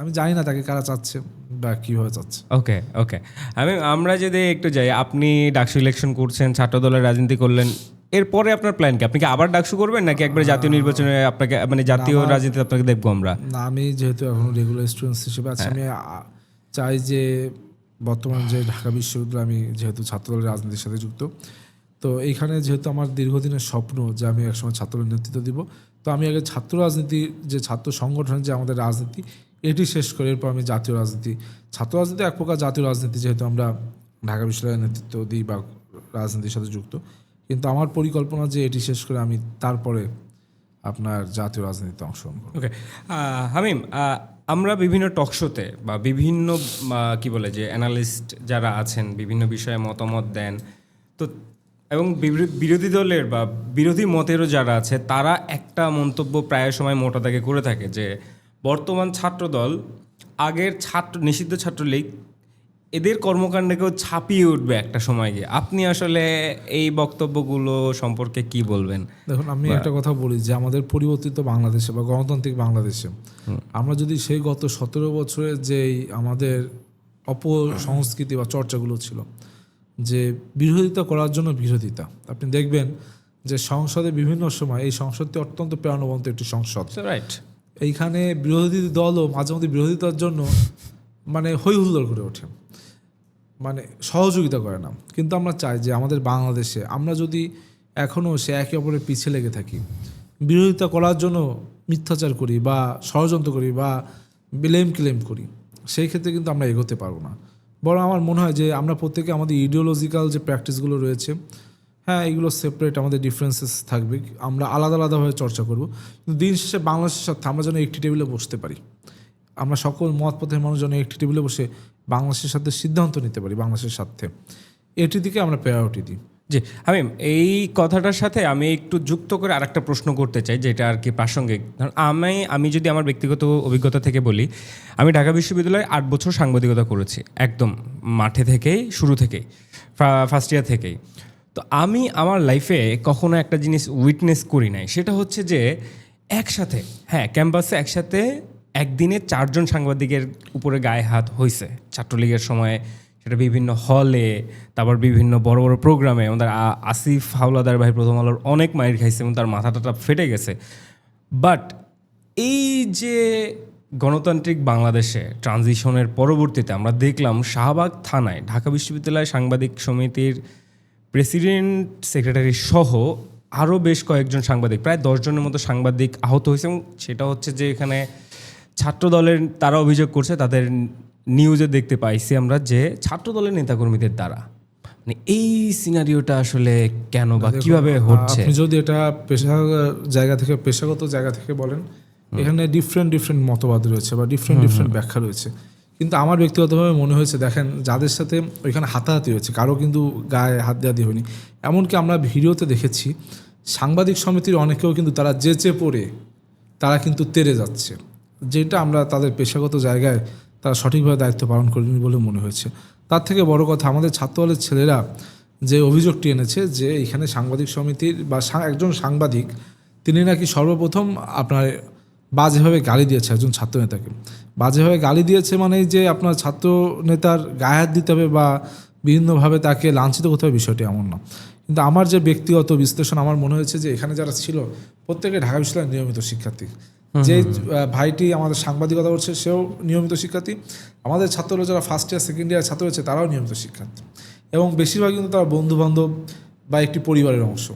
আমরা যদি আজকে ঢাকা বিশ্ববিদ্যালয়ে আমাদের ভিতর অনেক শিক্ষার্থী, অনেকে ব্যবসা বাণিজ্যের সাথে জড়িত, অনেকে ছাত্র রাজনীতি করে, অনেকে চাকরি করে পার্ট টাইম, অনেকে সাংবাদিকতা করে, এইগুলো ছাপিয়ে দিন শেষে আমরা একটি পরিবারের ভিতর মনোমালিন্যতা, মতপার্থক্য থাকবে, অনেক সময় নিজেদের ভিতর জ্ঞানজাম ফ্যাসাদের সৃষ্টি হবে। কিন্তু আপনি বলতে পারেন, আপনি পরবর্তী প্রশ্নটি হয়তো এটি করবেন যে কেন তাদের মামলা নেওয়া হলো না, এটা আপনি করবেন পরবর্তী প্রশ্নটা আমি জানি। কিন্তু আপনি বলেন যে আজকে যদি সাংবাদিক সমিতির মামলাটি গ্রহণ করা হতো এবং ঢাকা বিশ্ববিদ্যালয়ের ছাত্রদলও যারা মনে করছে যে সাংবাদিক সমিতি প্রথম তেড়ে এসেছে তারাও মামলা করতো, তখন কিন্তু আমাদের দুই পক্ষেরই যারা শিক্ষার্থী রয়েছে তারা বিভিন্নভাবে কিন্তু হ্যাম্পারের শিকার হতো। কিন্তু বরং আমার মনে হচ্ছে শাহবাগ থানা ওসি এখানে, সে ক্যাম্পাসের বড় ভাই কিনা আমি জানি না, সে একটি মানে দিব্য দৃষ্টি বা একটি ভিশনারি সিদ্ধান্ত সে নিয়েছে যে কারো মামলা গ্রহণ করেনি। মানে এটা কি পুলিশের কি এই অধিকারটা আছে যে আমি কার এটা তো মামলা নিব? পুলিশের ব্যাপার, এটা তো পুলিশ মানে আইন আদালতে এটা আমি বলি যে আইন আদালত আছে কিনা, আমি আইনের ছাত্র না, আমি জানি না, কিন্তু আমার মনে হয়েছে যে মানুষের জন্য আইন, আইনের জন্য কিন্তু মানুষ নয়। এখানে আজকে আপনারা একটি যারা সাংবাদিক সমিতি তারা একটি মামলা দিত, ঢাকা বিশ্ববিদ্যালয়ের যারা ছাত্র দলের যাদের উপর এফেক্টেড তারা একটি মামলা দিত। তো তখন কী হতো, তখন দুই পক্ষের শিক্ষার্থীদেরই কোর্টে যাও, বিচারে যাও, বিভিন্ন ধরনের। তার থেকে বরং আপনি দেখুন যে কারো মামলায় গ্রহণ করা হলো না, এই ক্ষেত্রে এটা কিন্তু একটি ঐক্যের বার্তা। আপনি ভাইয়ের সাথে ভাইয়ের জ্ঞানজাম মনোমালিন্য হবে, কিন্তু 2 দিন পর কিন্তু এটি ঠিক হয়ে যাবে। ঠিকই, কিন্তু সাংবাদিক সমিতির সাথে এখন আমাদের একটি খুব ভালো সম্পর্ক, এবং পূর্বেও ছিল। হয়তো সাময়িক সময়ের জন্য আমাদের মতপার্থক্য হয়েছে, মতবিরোধ হয়েছে, আমাদের ভিতর একটি অনাকাঙ্ক্ষিত ঘটনা ঘটেছে, কিন্তু দিন শেষে আমরা কিন্তু ঢাকা বিশ্ববিদ্যালয়ের শিক্ষার্থী, আমরা ঐক্যবদ্ধ, এবং এটি আমাদের পরিচয়। একদম পরিষ্কার হয়, ডিপ্লোম্যাটিক অ্যানসারটা খুবই জোস আর কি। আমার মনে হয়েছে এটা। না ঠিক আছে, সবাই ভাই। যে আমি একটা ব্যাপার আর কি দেখলাম যে বর্তমান প্রধানমন্ত্রী যেন তারেক রহমান, উনি ঢাকা বিশ্ববিদ্যালয়ের একজন সাবেক শিক্ষার্থী, আপনি আমি আমরাও সাবেক শিক্ষার্থী। সে জায়গা থেকে উনি এখনো শেষ করতে পারি, আচ্ছা মানে এটা রাইট, ঠিক আছে, আপনি রানিং স্টুডেন্ট, আমি সাবেক শিক্ষার্থী হিসাবে যদি আমরা আর কি গত পরশুদিন আমি যদি ভুল না করি মঙ্গলবারে প্রাইম মিনিস্টার ক্যাম্পাসে এসেছিলেন, তো ওই দিন আমরা কয়েকটা ঘটনা দেখলাম আর কি। যেমন হচ্ছে যে 2-3টা সিনারিও বলি যদি, আমানুল্লাহ আমান ভাই, উনি ছাত্রদলের একজন মানে অনেক পোর খাওয়া একজন নেতা, অবশ্যই। যে প্রাইম মিনিস্টার আসলেন কোনো একটা কারণে, যে এসএসএফ এর একজন সদস্য, তার আর কি দেখলাম আমরা ছবিতে ভিডিওতে যে গলা আর কি করলো, তো তাকে সরানোর জন্যই। এটা একটা সিনারিও গেল। দ্বিতীয় আর একটা সিনারিও হচ্ছে যে আপনি যে তাদের থেকে অনেক বয়স বা রাজনৈতিক জায়গা থেকে আপনি জুনিয়র নেতা আর কি, সেই জায়গা থেকে ওনার সাথে হচ্ছে যে এসএসএফ বা ওনার নিরাপত্তা বাহিনীর এরকম আচরণ, আর আপনার সাথে আমরা প্রাইম মিনিস্টারের একটা ডিফারেন্ট একটা অ্যাটিটিউড দেখলাম, যেটা আর কি বিভিন্ন ছবি দেখা যাচ্ছে। আসলে এইটার আসলে কারণটা কি? পরিষ্কার ব্যাখ্যা দিই। আপনি আমান ভাই যেটা দেখছেন, এটা কিন্তু অনেক ভিড়ের ভিতরে। এবার আমার যে ছবিটি দেখেছেন, এটা কিন্তু কোনো ভিড়ের জায়গা না। এখানে কিন্তু মাননীয় প্রধানমন্ত্রী ছিলেন এবং তার নিরাপত্তা বাহিনী ছিল, আর কিন্তু কেউ ছিল না, 2-1 হয়তো বা ছিল, সেটা পিএম অফিসে তারা সংশ্লিষ্ট। সুতরাং আমার এখানে কিন্তু কোনো ভিড় ছিল না, কোনো নিরাপত্তা সমস্যা ছিল না। তো আমান ভাইয়ের সাথে যেটা হয়েছে, এটা কিন্তু দুই পাশ থেকে ব্যাপক চাপ, দুই পাশ থেকে আপনার এখান থেকে বিভিন্ন ধরনের বিশৃঙ্খলা হচ্ছে, কারণ এত পরিমাণ মানুষ। তো সেই ক্ষেত্রে কিন্তু আমান ভাই নিজেও বলেছে এটা হিট অফ দ্য মোমেন্টে এটা হয়ে গেছে। এবং সেই ভিডিওতে কিন্তু দেখা যাচ্ছে যে ওইখানে ভিড়ের ভিতরে আমান ভাই একবার তাকে ধাক্কা দিয়েছে এবং পরবর্তীতে সে একটা ধাক্কা দিয়েছে। এটা কিন্তু ভিড়ের চাপের কারণে, এটা কিন্তু কেউ ইন্টেনশনালি দিইনি। এবং আমার যেটা আপনি দেখেছেন, এটা আমরা ওই যখন প্রধানমন্ত্রী ইউজিসি সেমিনারটি শেষ করেছেন, এটা সিনেট ভবনের সিঁড়ির দৃশ্য নামছি। তো এই জন্য দুটো কিন্তু ডিফারেন্ট জায়গা। আপনি দেখবেন ওই ভিড়ের ভিতর স্বাভাবিকতা আমি থাকতাম, কিন্তু আমি থাকতে পারিনি কারণ আমার পার্টি ভাঙা। এই জন্য আমি যখন সিঁড়ি থেকে নামছি ইউজিসির সেমিনারে ওইখানে, তখন কিন্তু প্রধানমন্ত্রী আমাকে বলেছেন যে তুমি আমার থেকে আরো সামনে যাও, নতুবা তোমার পা আবার ভাঙবা। এই কথা তিনি মানে আপনাকে এটাই বলছে উনি তখন? উনি তখন আমার বলতেছে যে কি খবর হামিম, কেমন আছো, আমার থেকে অনেক সামনে যাও, নতুবা পাটা আবার ভাঙবা, কারণ সামনে অনেক ভিড়। উনি কিন্তু আমার এটা বলতেছে। তো আমি কিন্তু সবসময় তখন একটা আমার নিজস্ব নিরাপত্তা নিশ্চিত করার জন্য আরও দূরে গিয়েছি। কিন্তু আমান ভাইরা যেহেতু শীর্ষ নেতৃত্ব, তারা একদম চেয়ারম্যান আমাদের প্রধানমন্ত্রীর পাশে ছিলেন, সেই ক্ষেত্রে দুই পাশে যেহেতু চাপ, একটা হিট অফ দ্য মোমেন্ট হয়েছে। ওকে হামিম, আমরা একটু অকওয়ার্ড একটা প্রশ্ন করতে চাই, সেটা হচ্ছে যে হামিম অনেক কর্মকাণ্ড করে স্টুডেন্টদের জন্য, জনবান্ধব, যেটা অনেক অ্যাপ্রিসিয়েট হয়। আসলে হামিমের এই অর্থনৈতিক কর্মকাণ্ডর মানে সোর্স অফ ইনকামটা কি? না দেখুন, আপনি বলেন যে একটা অকওয়ার্ড প্রশ্ন, অকওয়ার্ড না, কারণ আমরা রাজনীতি করি, আমরা জনগণের কাছে বা শিক্ষার্থীর কাছে জবাবদিহিতার জায়গা আমাদের থাকবে, এই জন্য তো আমরা এটা বিশ্বাস করি। আমি কিন্তু আপনার ছাত্র জীবনে আমি যে আজকে থেকেই আমি ঢাকা বিশ্ববিদ্যালয়ে এরকম কাজ করি, তখন আমি যখন স্কুল জীবন থেকে আমার বিভিন্ন সামাজিক সাংস্কৃতিক কাজে বেড়ে ওঠা খুলনা শহর থেকে। আর ঢাকা বিশ্ববিদ্যালয়ে আমি প্রথম যে কাজটি শুরু করলাম 5ই আগস্টের পর, আমি দেখলাম 5ই আগস্টের আগে একদিনও এক রাতের জন্য আমার হলে থাকার সৌভাগ্য হয়নি। 5ই আগস্টের পরে আমি তখন অনার্স ফাইনাল পরীক্ষা শেষ করেছি, আমি মাস্টার্সের শিক্ষার্থী হিসেবে হলে উঠছি। আমি যখন হলে উঠতে গেলাম, সেটা অনেক কিছু হয়েছে। পরে হলে যখন আমি উঠছি, হলে ওঠার পর আমি একদিন খুব অসুস্থ, আমার মাথা ব্যথা করছে। তো আমি ভাবলাম যে ওষুধ কিনতে চাই, দেখলাম আমার হলে কোনো ফার্মেসি নেই। তখন আমি কী করলাম, আমার এক ছোটো ভাইকে ফোন দিলাম যে আমার জন্য একটু ওষুধ এনে দাও। সে ঢাকা মেডিকেল পর্যন্ত গেল, দেখলো সেখানে ওষুধ নেই। পরবর্তীতে সে ওই শাহবাগ নিয়ে ঘুরে আধা ঘন্টা 1 ঘন্টা পর ওষুধ নিয়ে আসছে। তখন আমার ফিল হলো যে আমরা তো রাজনীতি করি, ছাত্র রাজনীতি করি ছাত্রদের কল্যাণে। আমাদের ক্যাম্পাসে, আমাদের হল প্রাঙ্গণে কোনো ফার্মেসি নেই, আমরা কীভাবে শিক্ষার্থীদের উপকার করতে পারি। সেক্ষেত্রে আমি দেখলাম যে আমরা যদি একটি মানে ভলেন্টিয়ারিং সার্ভিস চালু করি, যে আমাদের তো অনেক ছোটো ভাই ব্রাদার রয়েছে আদর্শিক, তাদেরকে কাজে লাগিয়ে যে কোনো শিক্ষার্থী ঢাকা বিশ্ববিদ্যালয়ে যদি অসুস্থ বোধ করে, সে যদি আমাদের কমল মেডিয়েট নামে একটি প্রতিষ্ঠান চালু করলাম, এইখানে যদি সে টেক্সট করে বা ফোন করে, আমরা উইদাউট সার্ভিস চার্জ তার ওই ওষুধটি তার রুমে পৌঁছে দেবো এবং নারী শিক্ষার্থীদেরকে হল গেটে পৌঁছে দেবো। তখন কিন্তু আমরা এইভাবে কাজ শুরু করলাম। তার কিছুদিন পর এটা কিন্তু বিনা ইনভেস্টমেন্টের একটি কাজ, কারণ আমাদের তো কর্মী বাহিনী রয়েছে বা ছোটো ভাইরা রয়েছে আদর্শিক, আমরা কাজ করি। এরপর আমি যে কাজটি করলাম, আমার মনে হলো যে আমার শিক্ষার্থীদের যে অর্থনৈতিক অবস্থা ঢাকা বিশ্ব অত্যন্ত ভঙ্গুর, বেশিরভাগ আমরা প্রান্তিক অঞ্চল থেকে আসি, অসচ্ছল পরিবার থেকে আসি। এখানে ঢাকা শহরে কেউ অসুস্থ হলে 2,000-2,500 টাকা একটা ভালো ডক্টরকে দেখাতে লাগে, ভালোভাবে দেখাতে গেলে টেস্ট মেস্ট আছে। কিন্তু আমাদের বিএনপিতে, আমরা জাতীয়তাবাদী আদর্শে যারা অসংখ্য স্বনামধন্য চিকিৎসক এখানে রয়েছে, আমি তাদের সাথে যোগাযোগ শুরু করলাম, ভাই আমার ঢাকা বিশ্ববিদ্যালয়ের জন্য আপনারা এগিয়ে আসেন, আমার স্টুডেন্টসরা কেউ যদি অসুস্থ বোধ করে আপনারা তাদের ফ্রি টেলিমেডিসিন সেবা দেন। এবং তারা এগিয়ে আসলো যে ঠিক আছে। এইভাবে কিন্তু আমি শিক্ষার্থীদের জন্য ফ্রি টেলিমেডিসিন সেবা ব্যবস্থা করলাম। যে এই শিক্ষার্থী 2,000-2,500 টাকা দিয়ে ভালো ভালো ডাক্তার দেখানো লাগতো, তারা এখন ফোন যোগে, ভিডিও কলে এবং অনেক সময় চেম্বারে যে ফ্রি দেখিয়ে আসছে। এইভাবে কিন্তু আমার কাজটি শুরু হলো। হ্যাঁ, তারপর আমি একটি মেডিকেল ক্যাম্প করেছি। সেই মেডিকেল ক্যাম্পে আমার কী খরচ হয়েছে, আমার শুধু আপনার বুথ তৈরি করতে, আমি যখন 10টা বুথ তৈরি করেছি 1,500 টাকা করে লেগেছে, একটা বুথ 10,500-12,000 টাকা আমার খরচ হয়েছে। কিন্তু ডক্টর যারা এসেছে তারা কিন্তু সব জাতীয়তাবাদী আদর্শের, কেউ কোনো টাকা নেই। যদি তারা পারে উল্টো 10-12 টাকা করে ওষুধ পর্যন্ত তারা আসে, ঢাকা বিশ্ববিদ্যালয়ের শিক্ষার্থীদের যাদের প্রয়োজন ফ্রি ওষুধ দিবে। তো এইভাবে কিন্তু ফ্রি অফ কস্ট। আর অল্প স্বল্প যে খরচ হয় সেটা তো আমার পারিবারিক যে ব্যবসা রয়েছে বা আমার পরিবার থেকে সে অর্থনৈতিক সাপোর্ট আমি পাই। ওকে, তার মানে এটা পুরোপুরি আপনার পারিবারিক সাপোর্ট এবং ব্যক্তিগতভাবে আমি ব্যক্তিগত জায়গা থেকে। অনেক বড় ভাই, যেমন আমি যখন ঢাকা বিশ্ববিদ্যালয়ে যে মেডিকেল ক্যাম্প করলাম বা ঈদের সময় যে শিক্ষার্থীরা ঢাকা বিশ্ববিদ্যালয়ে থাকে তাদের জন্য আমি খাবার ব্যবস্থা করলাম। আমি অনেক বড় ভাই পেয়েছি যারা আমাকে সাহায্য করতে চেয়েছে বিভিন্ন সময়। অনেক সময় নেওয়া হয়েছে, অনেক সময় নেই, অনেক সময় বলেছি ভাই এখন প্রয়োজন নেই, যখন প্রয়োজন হবে বলবো। তো আমি দেখেছি এই ক্ষেত্রে কিন্তু আমাদের ঢাকা বিশ্ববিদ্যালয়ের সাবেক যারা শিক্ষার্থী জাতীয়তাবাদী আদর্শের বাইরে, তারাও কিন্তু অনেকটা হেল্প করতেছে আর কি।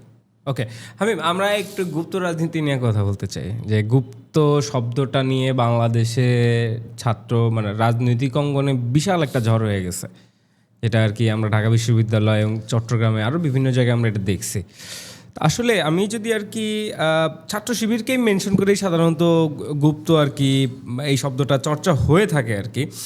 যেমন ওই যে তাদের গেস্ট রুমের টর্চার করছে এরকম বিভিন্ন আমরা হচ্ছে যে কি বলে যে ছবি বা এরকম স্ক্রিনশট বিভিন্ন সময় আমরা এই যে কিছুদিন আগে দেখলাম যে ছাত্র দলের নেতারা এটা পাবলিশ করলো এই জায়গা থেকে, যে তারা লুকায়া কাজ করে এরকম জায়গা থেকে তাদেরকে গুপ্ত বলা হয়। তা হামিম, এই যে বর্তমান সময়ে যে ছাত্র দলে আমরা দেখতেছি যে বিভিন্ন এই ঢাকা বিশ্ববিদ্যালয়ের হল কমিটি যখন হলো তখনও আমরা দেখলাম যে ছাত্রলীগের পদে ছিল এরকম 60 জনের অধিক নেতাদের আর কি আমরা নাম দেখতে পাইছি বিভিন্ন নিউজে। তো আসলে গুপ্ত খালি ওদেরকে বলতেছি কেন, মানে এটা এই টার্মিংটা কেন হইতেছে? আপনি বলছেন যে ছাত্রলীগের 60 জন নাকি, আমি জানি না, আমরা দেখেছিলাম 6-7 জন। না, এখানে একদম হচ্ছে যে প্রথম আলোর নিউজ আছে। ঠিক আছে, আমি বলছি আমরা যখন আমাদের এরকম অভিযোগ পেলাম আমরা তখন তদন্ত কমিটিকে আমরা অব্যাহতি দিয়েছি এবং পরবর্তীতে ধীরে ধীরে ধাপে ধাপে কিন্তু অব্যাহতি দিয়েছি। তখন যেটি হয়েছে সেটি আমাদের অগোচরে অনেকে, তখন আমাদের আপনার ছাত্রলীগের কমিটিগুলো আমরা ওইভাবে দেখা হয়নি বা অনেক সময় অনেকে অনুপ্রবেশকারী ঢোকার চেষ্টা করেছে, এটি একটি। আবার অনেকের সাথে আমাদের তদন্ত কমিটি যখন কথা বলেছে তারা বলেছে তারা তখন প্রথম বর্ষের শিক্ষার্থী, হলে থাকতে তাদের জোরপূর্বক রাজনৈতিক শিবিরের মানুষজন তো সেম একই ধরনের। আমি আপনাকে বলি, এখন আমার কথা হচ্ছে এই যে ছেলেটা সে কিন্তু তখন পলিটিক্যাল ছিল না, সে কিন্তু ছাত্র রাজনীতি করতে চায়নি, কিন্তু শিবিরের যে ছেলেটা তার পলিটিক্যাল ইচ্ছা আকাঙ্ক্ষা ছিল। আমি ছাত্রদল করেছি, আমার ছাত্রদলের ইচ্ছা আকাঙ্ক্ষা ছিল বলে তো ছাত্রদল করেছি আমি। এই জন্য আমার একটি হলের জীবন, একটি হল অধিকার আমার ছিল, হল লাইফও আমি এই অধিকার থেকে নিজেকে বঞ্চিত করেছি। কেন এই হলে থাকতে হলে আমাকে জোরপূর্বক ছাত্রলীগের পদ দেবে বা অত্যাচার নির্যাতন সহ্য করতে হবে। আমি 1 সেকেন্ডের জন্য হলে যাইনি যে আমি অত্যাচার নির্যাতিত হব না, আমি জোরপূর্বক ছাত্রলীগ করব না। এখন আমার তো রাজনৈতিক ভিশন আছে বলে আমি জানি, কিন্তু যেই মানুষটির রাজনৈতিক ভিশন আছে, আমি শিবিরের প্রেসিডেন্ট হবো, সেক্রেটারি হবো, সে কেন ছাত্রলীগের বেশে থাকলো?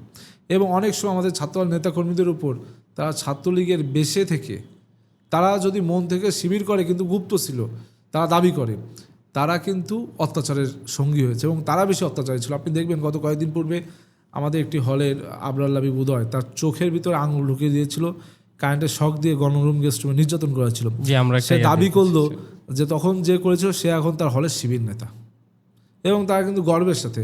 আপনি দেখবেন ছাত্র শিবিরে কখনো কিন্তু কোনো তদন্ত কমিটি গঠন হয় না, কখনো কোনো নেতাকর্মীর বিরুদ্ধে অভিযোগ উঠলে তার বিচার হয় না, কিন্তু আমাদের ছাত্র কিন্তু ডিফারেন্ট। আমাদের প্রত্যেকটা নেতাকর্মীর এখানে পরিচয় রয়েছে একদম A to Z, যার জন্য কি আমাদের কারো দ্বারা যদি কোনো ধরনের অপকর্ম হয় তাকে বিচার হতে আনা যাচ্ছে, কিন্তু ছাত্র শিবিরের কোনো কমিটি, হল কমিটি তারা প্রকাশ করে না। এক্ষেত্রে তারা যদি কোনো অন্যায় করে, অন্যায়ের সঙ্গেও থাকে, তারা কিন্তু তখন তার এই কর্মীটিকে অথবা তার নেতাকে সে কিন্তু বিপদে ফেলে দিয়ে চলে যায়, বলে যে আমি চিনি না ভাই আমার নেতা বা কর্মী না। তখন কিন্তু তার সেই বিচারটিও হয় না সাংগঠনিকভাবে। সুতরাং এটি একটি অপকৌশল। আর আমাদের যাদেরকে আমরা পেয়েছি তাদেরকে অব্যাহতি দিয়েছি, তাদেরকে কিন্তু আমরা সাংগঠনিক শাস্তি আওতায় এনেছি। জি হামিম, আমি যদি একটু হাইপোথেটিক্যালি একটু জিজ্ঞেস করি, ধরেন গত 17 বছর আমরা দেখেছি, ধরেন আমি যদি ঢাকা বিশ্ববিদ্যালয়ের জায়গা বলি, সেটা আমার 17 সাল থেকে একদম গণঅভ্যুত্থান বা এখন পর্যন্ত আমার দেখা, যে আমি যখনই দেখেছি যে ছাত্রদলের মিছিলে সর্বোচ্চ 50 থেকে 100 জন সর্বোচ্চ, এবং সেটাও খুব অল্প সময়ের মধ্যে হতো এবং চলে যেত, মানে আসতো এবং ছাত্রলীগ অ্যাটাক করতো, বিভিন্ন সময় মাইর খাইছে, আমি দেখছি তাদের রক্তাক্ত ছবি। মানে আমার মনে আছে যে আমি সোহেল ভাই একজনকে বলছিল, আমি তার রিক্সায় উঠাই দিয়েছিলাম যে ঢাকা মেডিকেল নেওয়ার জন্য।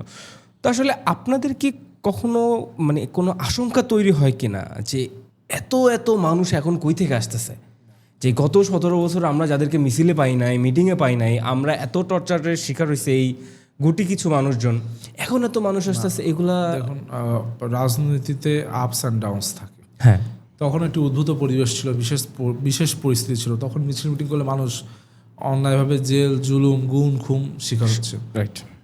সবাই কিন্তু সমসাহসী নয়। প্রত্যেকে আমরা মনে করি এই জুলাই আগস্ট গণ অভ্যুত্থান বা গত 17 বছর সবাই কিন্তু সমানভাবে সাহস দেখায়নি। সবাই কিন্তু রাজপথে কোনো আন্দোলনে, সবাই রাজপথে যদি নেতৃত্ব দিত হয়তো আন্দোলন তখনই সফল হয়ে যেত। কিন্তু আমরা মনে করি যারা শুধু রাজপথে নেতৃত্ব দিয়েছে তারাই নয়, যাদের লেখনীর মাধ্যমে আমাদের সাথে ছিল, গণতন্ত্রের পক্ষে ছিল, যারা নীরব থাকার মাধ্যমে বা প্রতিবাদের মাধ্যমে, মৌখিকভাবে ছোট ছোট প্রতিবাদের মাধ্যমে বা লেখনীর মাধ্যমে বা আবৃত্তির মাধ্যমে, সংস্কৃতির মাধ্যমে আমাদের পাশে ছিল, তারাও আমাদের সাথে ছিল। আমরা এটা মনে করি, ধারণ করি। এখানে আমরা শুধু যে রাজপথে ছিলাম তারাই যে সব, তা নয়। তখন উদ্ভূত পরিবেশ বা পরিস্থিতিতে সবাই কিন্তু সমানভাবে সাহস দেখায়নি। কিন্তু আজকে বাংলাদেশে একটি গণতান্ত্রিক পরিবেশ ফিরেছে, মানুষ মত প্রকাশের স্বাধীনতা পেয়েছে, মানুষ রাজনৈতিক অধিকার চর্চার অবাধ সুযোগ পেয়েছে। তো এখনের সময় কিন্তু স্বাভাবিকতই মানুষ রাজনীতির প্রতি আগ্রহ থাকবে, এটাই স্বাভাবিকতা। এখন তাই বলে এটা তো কোনো মানে আপনার কোনো এমন কোনো নির্ধারিত সংগঠন নয় যে কেউ, এটা একটি গণমুখী আদর্শিক ছাত্র সংগঠন। এখানে বিভিন্ন মতের পথের মানুষ যারা আমাদের আদর্শ অনুপ্রাণিত তারা আসবে। সুতরাং কিন্তু আমাদের অবশ্য নেতৃত্ব প্রদানের ক্ষেত্রে, কাউকে দায়িত্ব প্রদানের ক্ষেত্রে তার কতটি দলের প্রতি কতটা ডেডিকেশন রয়েছে, কন্ট্রিবিউশন রয়েছে, এবং তিনি কতটা দলের যে পারপাস রয়েছে বা দলের যে এইম রয়েছে বা দলের যে পালস সেটিকে ধারণ করতে পারছে, সেটিকে আমরা প্রায়োরিটি দিয়ে থাকি। জি একদমই। আমরা কিন্তু একটা জিনিস দেখতেছি যে আওয়ামী লীগ বা তারা বর্তমানে নিষিদ্ধ আছে, তারপর ছাত্রলীগ তারাও নিষিদ্ধ আছে। তো তাদেরকে একটা রিকনসিলিয়েশনের মাধ্যমে বিভিন্ন রাজনৈতিকভাবে নিয়ে আসার জন্য বিভিন্ন রাজনৈতিক অ্যাপ্রোচ করতেছে। যেমন হচ্ছে এনসিপি রিসেন্টলি তাদের স্ট্যান্ড পরিষ্কার করেছে যে ছাত্রলীগের কেউ যদি কোনো ইয়াতে জড়িত না থাকে ক্রাইমের সাথে ও গণঅভ্যুত্থানের সময়, তো তাদেরকে ওয়েলকাম করছে। আসলে আপনাদের এখানকার পরিষ্কার স্ট্যান্ডটা কি? না, আমাদের পরিষ্কার স্ট্যান্ড এটি, আমরা চেয়েছিলাম এটি লেজিসলেটিভ মাধ্যমে, আইনানুগ প্রক্রিয়া। কাউকে যদি নিষিদ্ধ করতে হয় তদন্ত সাপেক্ষে আইনানুগ মাধ্যমে হোক। কিন্তু আপনি কিন্তু একটি মানে কি বলবো, আপনি মানে মৌখিকভাবে বা কোনো ধরনের তদন্ত ছাড়াই কারোর বিরুদ্ধে সিদ্ধান্ত নিতে পারেন না। তখন কিন্তু আমরা বলেছিলাম যে আইনানুগ প্রক্রিয়ায় বিচারিক প্রক্রিয়া আগাক। কিন্তু আপনি দেখলেন যে তৎকালীন সময় এনসিপি কিন্তু তারা শাহবাগ অবরোধ করে তারা আওয়ামী লীগ নিষিদ্ধের দাবি করলো এবং আওয়ামী লীগকে নিষিদ্ধ করলো তারা। কিন্তু আমরা চেয়েছিলাম এটা বিচারিক প্রক্রিয়ায় হোক, যাতে এই বিচার প্রক্রিয়া নিয়ে কেউ প্রশ্ন আর না তুলতে পারে, কিন্তু সেই বিচার প্রক্রিয়ার ভিতরে কিন্তু তারা অপেক্ষা করেনি। এখন তাদেরকে দেখলাম তারা বলছে যারা ছাত্রলীগের অপকর্ম করেনি। একটা মানুষ ছাত্রলীগ করছে আর অপকর্ম করেনি, এটা হয়? এটাই কি অপকর্ম? না, ছাত্রলীগ করছে এর জন্যই তো আগে তার বিচার হবে, যে গত 17 বছর তুমি ছাত্রলীগ কেন করছো। ছাত্রলীগ ছিল অন্যায়কারী, নির্যাতনকারী, শোষণকারী। ছাত্রলীগ বিভিন্ন শিক্ষার্থী যারা বাবা মায়ের কাছ থেকে দীর্ঘ আপনার ক্লাস 12 পর্যন্ত, এইচএসসি পর্যন্ত পরিবারে আদর পেয়ে বড় হয়েছে, যারা যখন ঢাকা বিশ্ববিদ্যালয় বা পাবলিক বিশ্ববিদ্যালয়গুলোতে ভর্তি হয়েছে, ছাত্রলীগ তাদের সাথে মানে কুকুরের সাথে মানুষ যে ব্যবহার করে না সে ব্যবহার করেছে। যে নির্যাতন আমরা তো একটা মানুষ ছাত্রলীগ করছে, সে তো এটা জেনে বুঝে ছাত্রলীগ করেছে, অর্থাৎ তিনি অন্যায় সমর্থনকারী, অন্যায়কারী, সে পরোক্ষভাবে প্রত্যক্ষভাবে অন্যায়কারী। তো তাকে সে আবার ভালো হয় কীভাবে, তাই না? বিষয়গুলো এরকম।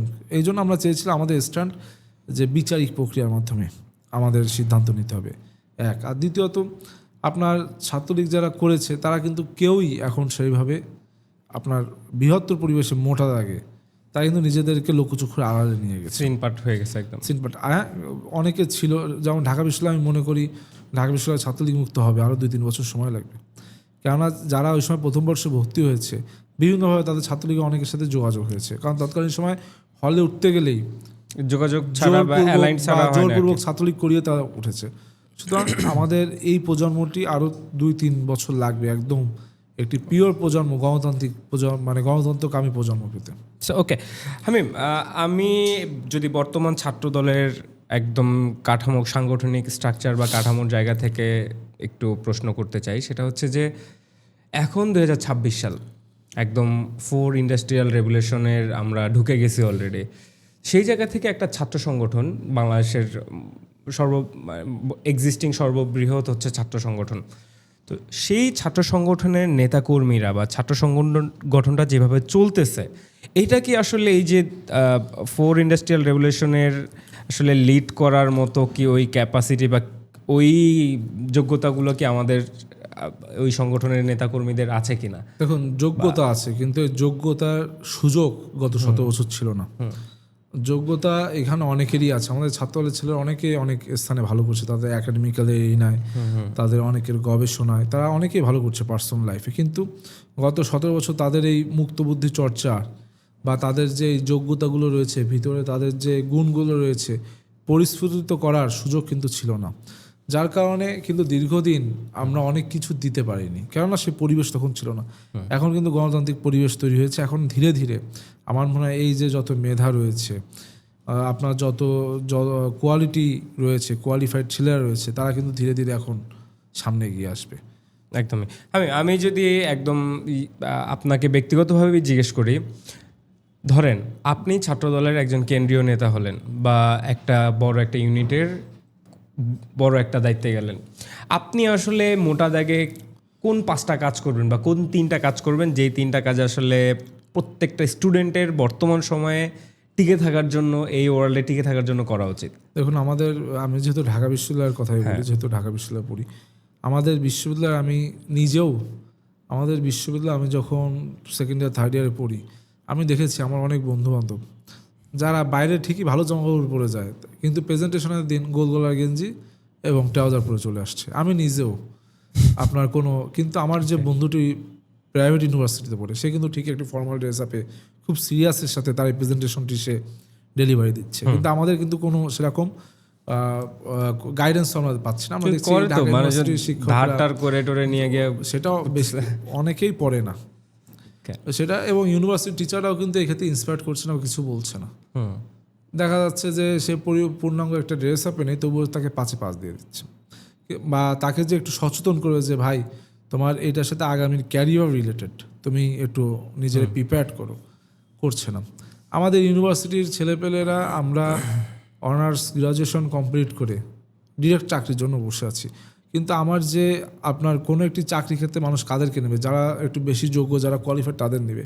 এক্ষেত্রে প্রাইভেট ইউনিভার্সিটিগুলোর ইন্টার্নশিপ ব্যবস্থা আছে, আমাদের নেই। আমাদের অধিকাংশ ডিপার্টমেন্টে কিন্তু ইন্টার্নশিপ ব্যবস্থা নাই, এবং ইন্টার্নশিপ ছেলেমেয়েরা করেও না, নেই, করবে কীভাবে? সুতরাং এই যে আমাদের আমরা অনার্স পরীক্ষাতে 3 থেকে 4 মাস আমাদের রেজাল্টে বাকি থাকে, এখানে মিনিমাম 2 মাস যেন প্রত্যেকটা ছেলেমেয়ের বাধ্যতামূলক ইন্টার্নশিপ করা লাগে। এর মাধ্যমে কিন্তু তার কোয়ালিটি বাড়বে, তার নিজের স্কিল ডেভেলপড হবে, এইটাও আমি নিশ্চিত করতে চাই। একইভাবে আমাদের ঢাকা বিশ্ববিদ্যালয়ের শিক্ষার্থীদের যে সংকটগুলো রয়েছে, এই সংকটগুলো কিন্তু শুধু ঢাকা বিশ্ববিদ্যালয় ভিসি চাইলেই পারবে না, শুধু বাংলাদেশের সরকার চাইলেই পারবে না। এগুলোর জন্য পাবলিক এবং প্রাইভেট স্পেয়ার্সের একটি কোরিলেটিভ আপনার কর্মক্ষমতা লাগবে, দরকার, right? তাদের আগ্রহ লাগবে। রাইট হামিম, আমি যদি আরেকটু স্পেসিফিক জায়গা থেকে বলি, বাংলাদেশের অনেক তরুণ যারা এখন বর্তমান কলেজে পড়তেছে বা স্কুলে পড়তেছে, তারাও আপনাকে দেখে, আপনার কথা শুনে, আপনার থেকে ইন্সপাইরেশন পায়, যেটা আমরা আর কি আপনার মানে বিভিন্ন ফেসবুক পোস্টের কমেন্ট থেকে আর কি দেখতে পাই। আসলে তাদেরকে আপনি কি পরামর্শ দিবেন, যদি 3টা পরামর্শ দেন, যে আপনি আসলে তাদের জন্য কি পরামর্শ দিবেন? আমি পরামর্শ দেবো যে তাদের ব্যক্তিগত জীবনে তাদের এইমটা ঠিক রাখতে হবে, যে আমি কি করতে চাই, কি করব। এবং সেকেন্ডলি তাদের নিজেদের প্রতি অনেস্ট হতে হবে, যে আমি যদি মানে যেটি করবো, আমি যদি নিজের প্রতি অনেস্ট না থাকি, সেক্ষেত্রে আমি ভালো করব না। আর তৃতীয় হচ্ছে মানে 3টাই সমান গুরুত্বপূর্ণ, যে তার অবশ্যই দেশপ্রেমিক হতে হবে। কারণ আপনি দেখবেন যে আমাদের দেশে অনেক ভালো মানুষ আছে, অনেক কোয়ালিফাইড মানুষ আছে, দেশের দিয়ে 5-10 হাজার কোটি টাকা নিয়ে বাইরে চলে গেছে। তা আমার তো এই ভালো মানুষের দরকার নেই, কারণ ইবলিসও তো মেধাবী ছিল। হ্যাঁ, একদম কাজে সর্দার ছিল তো। এই জন্য মেধা হইলেই হবে না, মেধাবী হইলেই হবে না, তার অবশ্যই দেশপ্রেমিকতা থাকতে হবে, তার অবশ্যই নিজের প্রতি অনেস্ট থাকতে হবে, তার অবশ্যই একটা এইম থাকতে হবে। ম্যাম, কোন 3টা স্কিলের কথা আপনি বলবেন যে এই 3টা স্কিল তাদের অবশ্যই শেখা উচিত? আমার মনে হয় যে আমাদের প্রত্যেকটা স্টুডেন্টসের তাদের ছোটবেলা থেকেই তাদের বিভিন্ন ক্লাবিং এর সাথে যুক্ত হওয়া উচিত, তাদের নেটওয়ার্কিং, মানে এক কথায় নেটওয়ার্কিং, কমিউনিকেশন নেটওয়ার্কিং। কারণ আমি গতকালকে একজন শিক্ষার্থীর সাথে কথা হচ্ছিল, সে আমার সাথে কথা বলছে, তার হাত পা কাঁপছে। আমি বললাম, তো ভাই তোমার হাত পা কাঁপে কেন? সে আমার বলতেছে যে ভাই আমি একটু পাবলিক কমিউনিকেশনে করবো। দেখেন, সে ঢাকা বিশ্ববিদ্যালয়ে পড়ে, তো আমি তো সে যদি তার ছোটবেলা থেকে, এরকম অনেক সমস্যা অনেকে থাকে, কিন্তু সে যদি ছোটবেলা থেকে সবার সাথে মিশতো, সোশ্যালাইজেশনটা যদি ওইভাবে হতো, সে কিন্তু আজকে এই ধরনের প্রতিবন্ধকতার ভিতরে পড়ে না। সুতরাং আমার নেটওয়ার্কিং এর প্রতি, যে সবাইকে নেটওয়ার্কিং এর প্রতি অবশ্যই জোর দিতে হবে, এবং তাদের অবশ্যই যে স্কিল একটি, যে আমাদের সর্বক্ষেত্রে আমরা যেন মানে মানুষের প্রতি আপনার এক ধরনের কর্তব্যবোধ, রেসপন্সিবিলিটি, এটাও কিন্তু একটা স্কিল, যে আমার রেসপন্সিবিলিটি, এটা পরিবার থেকে শুরু হয়। এটা একটি। আরেকটি হলো তার যে স্কিলের ভিতর রয়েছে, যে আমার মনে হয় বাংলাদেশে আমাদের প্রধানমন্ত্রীও একটি বিষয়কে খুব বেশি অ্যাড্রেস করছে, যে অবশ্যই আমরা বাংলার পাশাপাশি একটি ভাষা শেখা প্রয়োজন।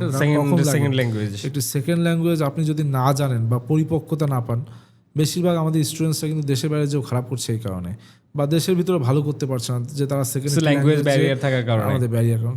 তো এই 3টা বিষয়কে আমরা প্রায়োরিটি দেব। জি হামিম, আমরা একটু বাংলাদেশের বাইরে, আমরা একটু হচ্ছে জিওপলিটিক্যাল জায়গা নিয়ে একটু টাচ করতে চাই। সেটা হচ্ছে যে আমরা দেখলাম রিসেন্টলি ওয়েস্ট বেঙ্গলে নতুন সরকার আসলো, মানে ইন্ডিয়াতেই মোরলেস বিভিন্ন জায়গায় সরকার প্রতিষ্ঠিত হয়েছে।